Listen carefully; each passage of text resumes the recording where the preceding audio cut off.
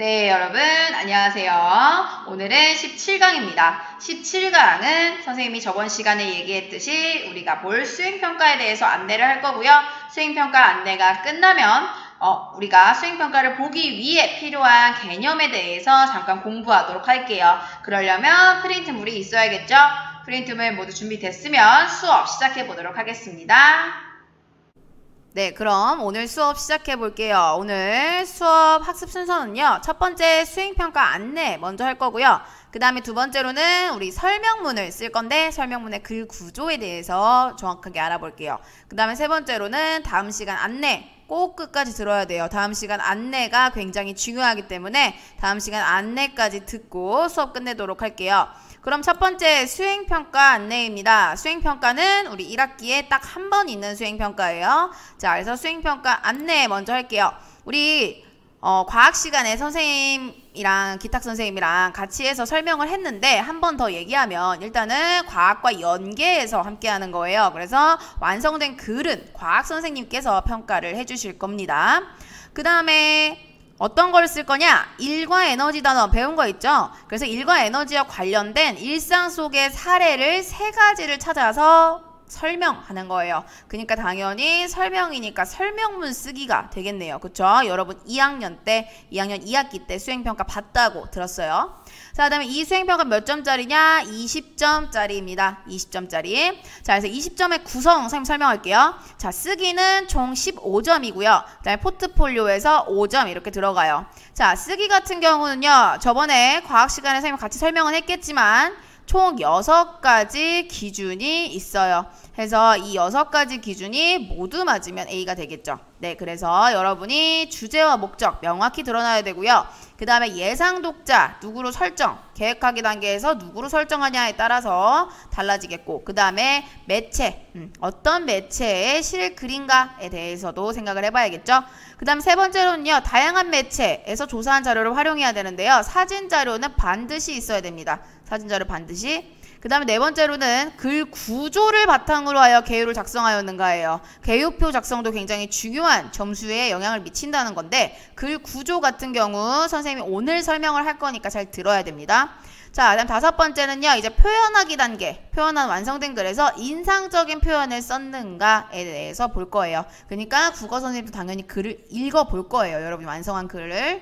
그 다음에 6번째로는 이제 맞춤법, 그리고 글의 분량. 글의 분량 같은 경우는 A4 한 장 정도라고 생각하면 되겠죠. 최소 A4 한 장이다라고 생각하면 됩니다. 자, 그 다음에 포트폴리오 같은 경우는요. 다양한 매체, 선생님이 얘기했는데 3종류 이상을 활용해야 됩니다. 그 다음에 제출 기한이 있어요. 선생님이 오늘 이제 다음 시간 안내에서 또 구체적으로 설명을 할 테지만 제출 기한 각 반마다 다릅니다. 각 반에 해당하는 시간 안에 자료를 제출해야 감점이 되지 않아요. 그렇기 때문에 포트폴리오 5점도 생각보다 큰 점수예요. 따라서 절대 잊지 않고 그 2개 다 해서 20점 받아갈 수 있도록 합시다. 알겠죠? 그러면 설명문의 글 구조로 한번 넘어가 볼게요. 네, 설명문의 글 구조는요. 선생님이 올려놓은, 과제방에 올려놓은 그 프린트물 있죠. 설명문은 어떻게 써야 할까라는 그 프린트물 반드시 인쇄해서 같이 봐야 조금 이해가 편할 거예요. 그러니까 한번 같이 동시에 보면서 한번 들어봐요. 자, 지금 여러분이 선생님이 이제 그 준 프린트물에 원래 실린 글이 어떻게 돼 있냐? 이렇게 문제지. 어디 문제지냐? 자이스토리 중학국어 독해력 완성이라는 그 문제집에 실린 글인데요. 이렇게 보면은 미생물에 관한 글이 쭉 나와 있고 그 다음 뭐가 나와 있어요? 사진이 나와 있죠. 사진은 뭐야? 과학같이 이렇게 설명하는 글 같은 경우는 특히 과학지문 같은 경우는 사진을 많이 실어요. 왜? 사람들이 조금 더 눈에 안 보이면 이해가 잘 안 될 수 있으니까 좀 이해를 돕기 위한 자료로 사진을 많이 실습니다. 따라서 선생님이 평가할 때도 사진 자료 잊지 말라고 한 거. 그쵸? 사진 자료. 관련된 사진 자료여야겠지? 그래서 관련된 사진 자료 찾는 거 잊지 마시고요. 자, 한번 이제 본문으로 들어가 보면요. 설명문은 어떻게 쓸까 해서 평생 함께하는 친구 미생물이라는 글이에요. 잠깐 영상을 멈추고 이 글을 읽고 나서 밑에 설명을 들어보세요. 네, 여러분 글 잠깐 읽고 왔죠? 자, 그러면 글을 읽었다 치고 한번 윗글의 내용을 정리를 선생님하고 같이 한번 해볼게요. 자, 얘들아, 윗글의 내용을 정리해보면 이게 총 일단 몇 문단의 글입니까? 문단을 우리가 따질 때는 어떻게 따져? 들여쓰기 된 부분 있죠? 들여쓰기 된 부분을 기준으로 따지죠. 그럼 1문단, 여기 들여쓰기 2문단, 여기 3문단, 그 다음에 여기가 4문단, 그 다음에 또 내려가면 여기가 마지막 5문단 이렇게 되겠죠. 굉장히 짧은 설명문이에요. 자, 해서 총 이렇게 5문단으로 되어 있는 글인데 여기 보면 각 문단의 중심 내용을 한번 찾아보자 라는 문제였어요. 자, 볼까? 얘들아, 1문단에서는 중심 대상이 뭐에 대해 얘기해? 이 글의 중심 소재 뭐야? 그렇죠. 이 글의 중심 소재는 바로 미생물이 되겠죠. 그쵸? 그래서 미생물에 대해서 지금 이야기하고 있고요. 그 다음 이 문단에서는 어디에 존재하는 미생물에 대해 이야기하고 있지? 이 문단 가서 보면 되겠지. 자, 어디에 존재하는 미생물 대부분 어디에? 장 속에 모여 있다고 한다라고 했어요. 그러니까 여기는 뭐라고 적어주면 돼? 어디에 존재하는? 그쵸. 장 속에 존재하는 미생물에 대해 이야기하고 있고. 자, 그럼 3문단. 3문단에서는 자, 선생님 빈칸을 길게 뚫었죠? 3문단 여러분이 직접 찾았어야 돼. 3문단의 중심 내용 뭐야? 어디에 존재하는 누구의 역할이야 지금? 그쵸, 영향을 미친다 란 말 나오죠. 그러니까 장 속에 존재하는 미생물의, 그치? 미생물의 역할에 대해서 지금 3문단에서는 설명을 하고 있는 거고요. 그 다음에 4문단. 자, 4문단에서는 또 중심 내용 찾으면 뭐가 돼? 자, 미생물이 만들어내는 물질에는 뭐야? 호르몬이나 신경전달 물질을 닮은 게 있어. 그러니까 우리 신경에 영향을 미친대. 그치? 자, 영향을 미쳐. 그러니까 미생물이 누구한테 미치는 영향이야, 지금? 그치? 장 속 미생물들이 만들어낸, 그치? 만들어낸 물질이 지금 뭐야?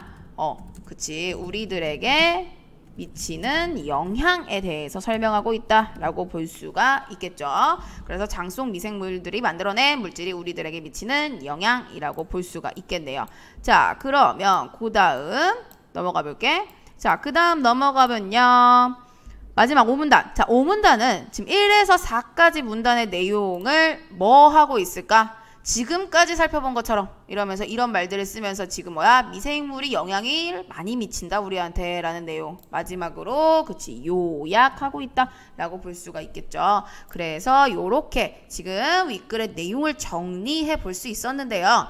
자, 여러분 내려가서 볼게요. 설명문은 글은 글은 구조가 있어요. 글 구조를 어떻게 나눌 수 있냐? 다 배웠겠지만 처음, 중간, 끝 총 3부분으로 나눠질 수가 있습니다.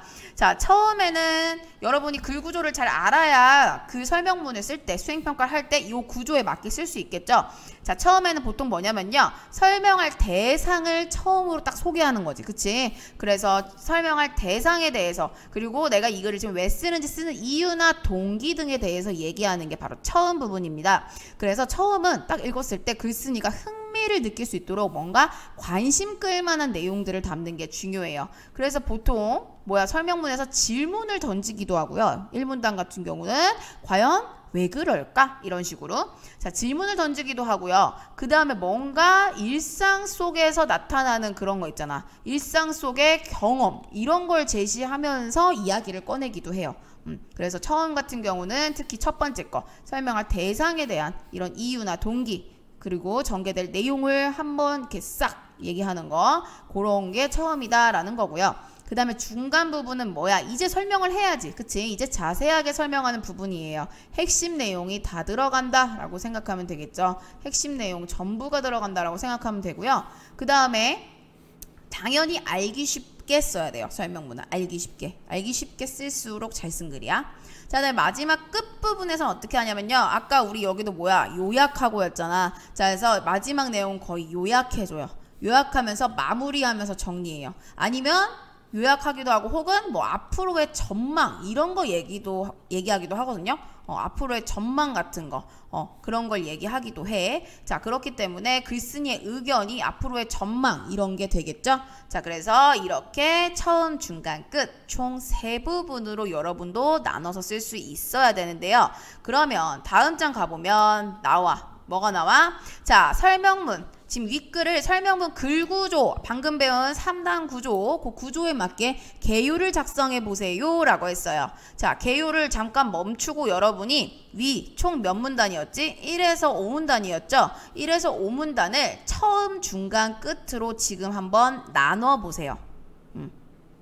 자, 다 나눴나요? 자, 나눠봤으면 볼게요. 이렇게 작성할 수가 있어요. 그래서 여러분이 개요를 작성할 때 글구조를 반영해서 작성을 해줘야 되는데 이런 식으로 두 가지 종류로 작성할 수가 있어요. 첫 번째 종류는 지금 뭐야?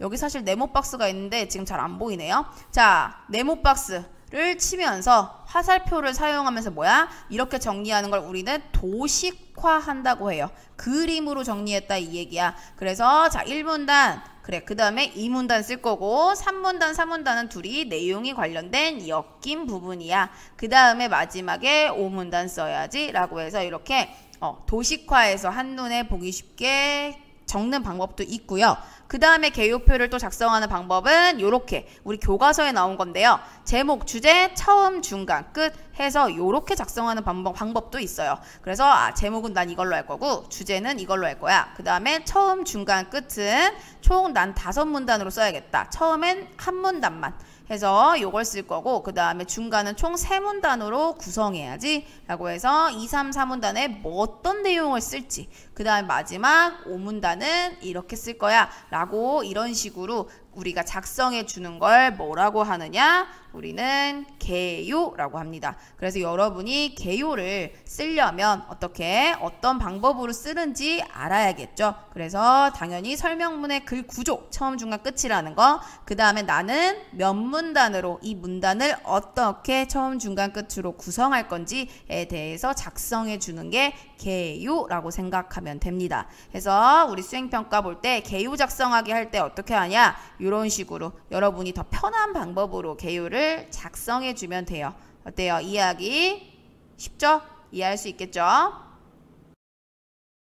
그러면 이거는 PPT에서 봤고 밑에 설명문의 특징 볼게요. 여러분이 특징이 이렇게 설명문의 특징이 잘 드러나게 글을 써줘야 된다라는 건데요. 설명문의 특징 한번 볼까요? 자, 설명문의 특징 보면요. 뭐가 있을까? 자, 첫 번째 어떤 글이다? 객관적인 글이다 라는 거예요. 객관적이라는 건 자신의 생각보다 뭐가 많아? 사실.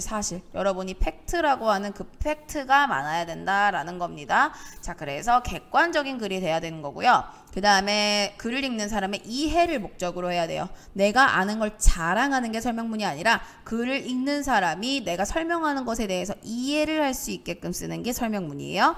자, 그 다음에 세 번째로는요. 간결하고 명료한 문장으로 써요. 설명문 같은 경우는 문장을 막 지지부진하게 계속 이거 했는데 뭐뭐뭐 해서 이러이러하기 때문에 해서 계속 이어서 쓰는 게 아니라 뭐뭐뭐뭐뭐 다 뭐뭐뭐뭐 다 해서 보통 간결한 문장 짧고 간결하게 이렇게 문장을 이어갑니다. 자, 그 다음에 마지막으로는 사실에 근거한 정확한 내용이어야 돼요. 그러니까 여러분이 우리 수행평가 할 때 과학 시간에 배운 그 정확한 이론적인 내용을 반영해서 써주면 되겠죠. 그쵸? 자, 그다음 마지막으로 선생님 추가로 설명해 주려고 하는 거는 글의 설명 방식이에요. 그래서 글의 설명 방식을 좀 녹여서 쓰면은 쓸 때도 좀 편한데요. 글의 설명 방식은 우리 언제 배웠냐? 우리 2학년 2학기 때 국어교과서에서 배웠어요. 그 풍덩이라는 그림 되게 그 비싼 그림 배웠다고 선생님 들었거든요. 자, 그래서 그 그림 우리가 이제 기억하면 아마 배운 게 기억이 날 텐데 설명 방식을 선생님 총 8개를 지금 적어놨죠. 자, 일단 정의 설명문에서 진짜 많이 쓰이죠. 왜? 일단은 뭔가 그 대상이나 개념 같은 걸 설명하는 걸 우리는 정의 내린다. 정의라고 한다라는 겁니다. 뭐는 뭐다. 이런 식으로 설명하는 거. 자, 근데 예시는 당연히 친근한 예. 그치? 자, 그 다음 비교대조는 뭔가 공통점과 차이점 밝히는 방법이고요. 그 다음에 분류와 구분은 뭐야? 일정한 기준에 따라서 나누는 거야. 기준에 따라서 나눠서 묶어서 혹은 이렇게 설명하는 게 바로 분류 구분이고요. 자, 인과는 원인 결과라고 생각하면 되겠죠. 원인 결과. 자, 그 다음에 분석 같은 경우는 뭐야? 자, 하나의 대상이 있는데 얘를 다 뜯어보는 거야. 따로따로 이렇게 뜯어서 보는 게 분석이라는 방법이고요. 자, 그 다음에 두 가지 더 써놨죠. 자, 문제 해결. 뭐야? 어떤 것에 대한 문제점을 제시해. 그 다음에 문제점만 제시하고 끝나는 게 아니라 그 문제를 해결하기 위한 방법까지 제시하는 걸 우리는 문제 해결이라고 하고요. 그 다음에 유추 같은 경우 또 뭐야? 자, 유추 같은 경우는 우리 배웠지. 이번 시험범위였잖아. 자, 여러 면에서 뭔가 두 사물이 비슷하다라는 걸 근거로 다른 속성도 비슷할 거야 라고 이렇게 미루어 짐작하게끔 하는 방식을 유추라고 합니다. 그래서 앞에서 선생님이 얘기한 설명문의 글구조 처음, 중간, 끝 그거를 개요에 녹여서 적되 나는 중간에서 특히 뭐 예를 들어 이 문단에서는 나는 문제 해결 구조를 사용해서 설명할 거야. 아니면 난 중간 부분 전체에서 문제 해결을 쓸 거야. 나는 그럼 처음에는 개념에 대한 정의를 내려야지 라고 이렇게 구체적으로 여러분이 설명 방식까지 개요표를 짤 때 적어주는 것이 좋습니다. 알겠죠? 그렇게 개요를 명확하게 작성하면 그 다음에 뭐가 편하냐? 글을 쓸 때 시간이 단축돼요. 그러니까 개요 작성을 충실하게 해주는 게 굉장히 중요하다라는 거 잊지 마세요.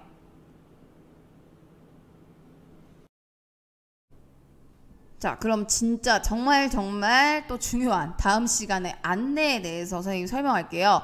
자, 여기 써놨죠? 다음 시간은 밤마다 평가가 있는 시간이에요. 밤마다 평가가 있기 때문에 꼭 이 시간 안에 여러분이 해결을 해줘야 합니다. 알겠죠? 자, 한번 구체적으로 설명할 테니까 들어보세요. 자, 일단 오늘 출석은 당연히 영상 밑에 댓글 남기는 거 지금 안 남기는 친구들 다 기록하고 있습니다. 기록하고 있기 때문에 선생님이 전화를 안 했을 뿐이지 기록을 다 해놓고 있어요. 그냥 무단결석 칠 거예요. 그러니까 알아서 댓글 안 남긴 거 빨리 들어가서 남기시고요. 자, 그 다음에 다음 시간에는 수행평가 1이에요. 1. 수행평가 1 포트폴리오에 해당하는 국어 영역 평가를 할 건데요. 자, 어떻게 할 거냐? 우리 글쓰기 단계에 맞게 진행할 거예요. 그렇기 때문에 과제 파일을 선생님 그날 올릴 건데 그날 딱 열어보면 자기 반 해당 시간에 열어보면 뭐가 있을 거냐면 아마 파일을 딱 열어보면은 계획하기 단계 그 다음에 조직하기 단계에 대해서 설명하게 나와 있을 거예요. 그래서 계획하기와 조직하기 그 단계에 맞게 여러분이 계획하기와 조직하기가 아닌데 그 다음에 수행평가 1 우리 아까 선생님이 15점 5점 중에 5점에 해당하는 포트폴리오를 할 겁니다. 어떻게 하냐 각 반에 해당하는 시간에 선생님이 과제 파일을 올려놓을 거예요. 자, 과제 파일을 열어보면은 우리 글쓰기 단계에 맞게 진행할 거니까 뭐가 써 있을 거냐 계획하기와 그 다음에 내용 선정하기 요 부분이 아마 있을 겁니다. 그래서 거기에 해당하는 부분에 맞게 여러분이 그 파일을 확인하고 파일 양식에 맞게 해서 작성해서 올리면 되는데요. 꼭 기억해야 할 것은 지연 제출은 감점할 겁니다. 감점 사유예요. 자, 그래서 자기 반에 들은 시간 있죠. 예를 들어 우리 반이 1교시야. 1교시에 4차 시가 1교시네. 자, 그러면 언제 해야 돼? 몇 시부터 몇 시야? 학교 수업 시간에 맞게 하는 거니까 9시 15분부터 어떻게? 10시까지.